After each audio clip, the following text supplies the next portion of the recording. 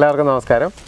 നമ്മളിന്ന് നാരങ്ങ അച്ചാർ അല്ല നാരങ്ങ കറി ഇടാൻ പോവുകയാണ്. നമ്മൾ ബിരിയാണിക്കൊക്കെ കഴിക്കാൻ വേണ്ടിയിട്ട് ഒട്ടും കയ്പില്ലാതെ വേഗം ഇടാൻ പറ്റുന്ന നാരങ്ങ അച്ചാർ ചെറുനാരങ്ങ വെച്ചിട്ട് നമ്മൾ ഇടാൻ പോവുകയാണ്. അതാണ് ഒരു ചെറിയ വീഡിയോ ആണ്. അപ്പോൾ നമ്മൾ വേഗം വീഡിയോയിലേക്ക് കിടക്കുകയാണ്. പതിവ് പോലെ എല്ലാവരും ലൈക്ക്, ഷെയർ, സബ്സ്ക്രൈബ് ഒക്കെ ചെയ്തേക്കുക. അപ്പോൾ വീഡിയോയിലേക്ക് കിടക്കാം.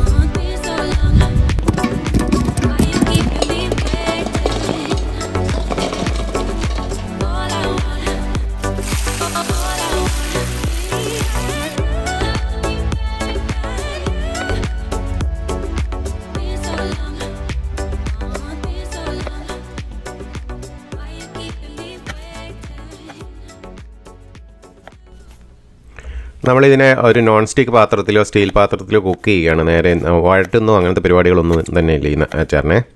അപ്പോൾ അലുമിനിയം പാത്രത്തിൽ കുക്ക് ചെയ്യരുത്. നാരങ്ങ വെള്ളം ആയിട്ട് ആസിഡ് റിയാക്ഷൻ ഉണ്ടാവും കേട്ടോ. അപ്പോൾ ഇതിനകത്ത് നമ്മൾ ആദ്യം ഞാൻ 2 ടീസ്പൂൺ കായപ്പൊടി ചേർക്കുന്നുണ്ട്. കായം കട്ടിയായിട്ടുള്ളതാണ് എപ്പോഴും നല്ലത്, പൊടിയല്ല നല്ലത്.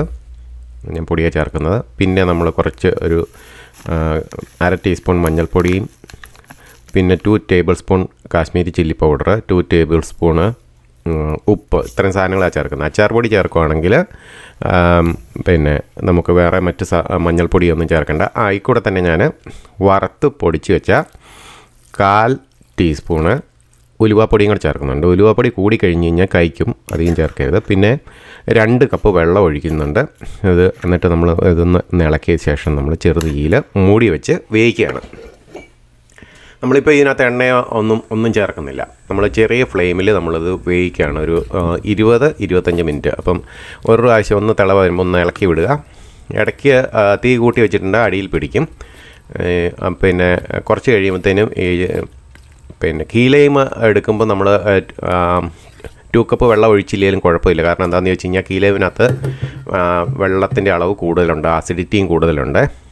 ഇപ്പോൾ ഇത് ഞാൻ എടുത്തിരിക്കുന്നത് മേയർ ലെമനാണ്. അതുകൊണ്ട് ഞാൻ അതിനകത്ത് വെള്ളം ഇച്ചിരി കൂടുതൽ ഒഴിക്കുന്നു. പിന്നെ അതുപോലെ തന്നെ വിനാഗിരിയും കൂടുതൽ ഒഴിക്കും. കുറച്ച് എന്താണെന്ന് വെച്ചാൽ ഇതിനകത്ത് അധികം അസിഡിറ്റി ഇല്ലാത്തൊരു നാരങ്ങയാണ്. അപ്പോൾ ഒരു 20-25 മിനിറ്റാണ് ഇതിൻ്റെ കുക്കിംഗ് ടൈം, മീഡിയം ഫ്ലെയിമിൽ. അതിനുശേഷം നമ്മളത് വാങ്ങി വെച്ച ശേഷം 2 ടേബിൾ സ്പൂണ് കടുകെണ്ണയോ അല്ലെങ്കിൽ സൺഫ്ലവർ ഓയിലോ, വെളിച്ചെണ്ണ ഉപയോഗിക്കരുത്, അല്ലെങ്കിൽ എള്ളെണ്ണയോ ഉപയോഗിക്കുക. അതിനകത്ത് കടുക് ഞാനിച്ചിരി കൂടുതലിട്ടിട്ടുണ്ട്. കടുക് പൊട്ടിക്കുക. അതിനുശേഷം വലിയൊരു കുടം വെളുത്തുള്ളിയെ, പിന്നെ ഒരു ചെറിയ കഷ്ണം ഇഞ്ചി ചെറുതായിട്ട് നീളത്തിലരിഞ്ഞത്, ഇതും കൂടി കടുക് പൊട്ടി കഴിയുമ്പോൾ ഇട്ടിട്ട് ഇളക്കിയെടുക്കുക. പിന്നെ 2 ഇതൾ കരിയാപ്പിലയും കൂടെ കൂടി ഇടുന്നുണ്ട്. ഈ കറിവേപ്പില കരിഞ്ഞു പോകുന്നതിന് മുമ്പ് അത് ലാസ്റ്റ് ഇടുന്നതെന്ന് കരിഞ്ഞു പോകാതിരിക്കാൻ വേണ്ടിയിട്ടാണ്. വെളുത്തുള്ളിയുടെ സൈഡ് ഒന്ന് ചുമന്ന് വരുമ്പോൾ തന്നെ അത് വെന്തിട്ടുണ്ടാവും. ചെറുതായിട്ട് അരിഞ്ഞ വെളുത്തുള്ളി അല്ലേ. അപ്പം ബാക്കി നമ്മൾ ഒന്നുകൂടെ ഇതിനെ വേവിക്കുന്നുണ്ട്. അപ്പം വെളുത്തുള്ളിയുടെ സൈഡ് ചെറുതായിട്ടൊന്ന് ചുമന്ന് വരുമ്പോഴത്തേനും നമ്മളതിനെ കുക്ക് ചെയ്ത് വെച്ചിരിക്കുന്ന നാരങ്ങയിലേക്ക് ഇടുകയാണ്. ഇട്ടിട്ട് നന്നായിട്ട് ഇളക്കിയ ശേഷം വീണ്ടും നമ്മൾ ഒന്നുകൂടെ അതിനെ വേവിക്കുകയാണ്. അതിൽ നമ്മൾ ആ കൂടെ തന്നെ 1 ടീസ്പൂണ് ശർക്കരപ്പൊടി ഇടുന്നുണ്ട്. ശർക്കര നമ്മൾ കൂടുതലിട്ട് കഴിഞ്ഞാൽ കുറച്ചിട്ടാൽ മതി. നമ്മൾ ഒരു ടേസ്റ്റിന് വേണ്ടിയിട്ടാണ്. അതിൻ്റെ കൂടെ തന്നെ ഞാൻ 2 ടേബിൾ സ്പൂണ് വിനാഗിരിയും കൂടെ ചേർക്കുന്നുണ്ട്. 1 ടേബിൾ സ്പൂണൊക്കെ മതി. പക്ഷേങ്കിൽ ഇതിന് അസിഡിറ്റി കുറവായതുകൊണ്ടാണ് ഞാനിത് വിനാഗിരി ചേർക്കുന്നത്. അല്ലെങ്കിൽ വിനാഗിരി ചേർക്കേണ്ട. അല്ലെങ്കിൽ വിനാഗിരി ചേർത്തില്ലെങ്കിൽ 2 ദിവസം കൊണ്ട് ഇത് കേടായി പോവേ. വിനാഗിരി ചേർത്ത് കഴിഞ്ഞാൽ നമുക്ക് 2 മാസം വരെ യാതൊരു കുഴപ്പവും ഇല്ലാതിരിക്കും. ഈ അച്ചാർ ഇത് ഒന്നുകൂടെ ചൂടാക്കി കഴിഞ്ഞിട്ട് തണുക്കുന്ന വരെ നമ്മൾ വെയിറ്റ് ചെയ്യണം. തണുത്ത ശേഷം നമ്മൾ വേറെ കുപ്പിയിലേക്ക് നമ്മൾ മാറ്റാൻ പറ്റുള്ളൂ. അല്ലെന്നുണ്ടെങ്കിൽ വേഗം കേടായി പോകും. മറ്റും പാത്രത്തിലേക്ക് മാറ്റിയ ശേഷം നമ്മൾ ഒരിക്കലും ഇതിനെ ഫ്രിഡ്ജിൽ വെക്കരുത്. ഫ്രിഡ്ജിൽ വെച്ചിട്ടുണ്ടെങ്കിൽ നാരങ്ങാച്ചാർ കഴിക്കും. ഇത് 2 ദിവസം കഴിയുമ്പോൾ കംപ്ലീറ്റ് കയ്പ്പ് പോയി ഇത് നന്നായിട്ട് കഴിക്കാൻ പരുവത്തിൽ അലിഞ്ഞു വരും. 1 ദിവസം കഴിയുമ്പോഴത്തേനും നന്നായിട്ട് അതിൻ്റെ മൂടി വെച്ചിരിക്കുന്ന അടപ്പയിലെ വെള്ളം വീഴാതെ വേണം നമ്മൾ മാറ്റാൻ. ആവിച്ച് വരുന്ന വെള്ളം ഇതിനകത്തോട്ട് വീഴരുത്. അങ്ങനെ വരുമ്പോഴും ഇത് വേഗം കേടായിപ്പോവും. എന്നിട്ട് വേറൊരു കുപ്പി പാത്രത്തിലേക്ക് മാറ്റി നമ്മൾ ഒരു മാസം നമുക്ക് പുറത്ത് വെച്ചിട്ട് പിന്നീട് നമ്മൾ കൂടുതൽ നാൾ യൂസ് ചെയ്യണമെന്നുണ്ടെങ്കിൽ ഫ്രിഡ്ജിലെടുത്ത് വെക്കണം. പിന്നീട് 1 മാസത്തോളം നമ്മൾ ഒരിക്കലും നാരങ്ങാച്ചാർ ഫ്രിഡ്ജിൽ വെക്കരുത്. കയ്പ്പായിരിക്കും, കയ്പ്പ് മാറത്തുമില്ല പിന്നീട്.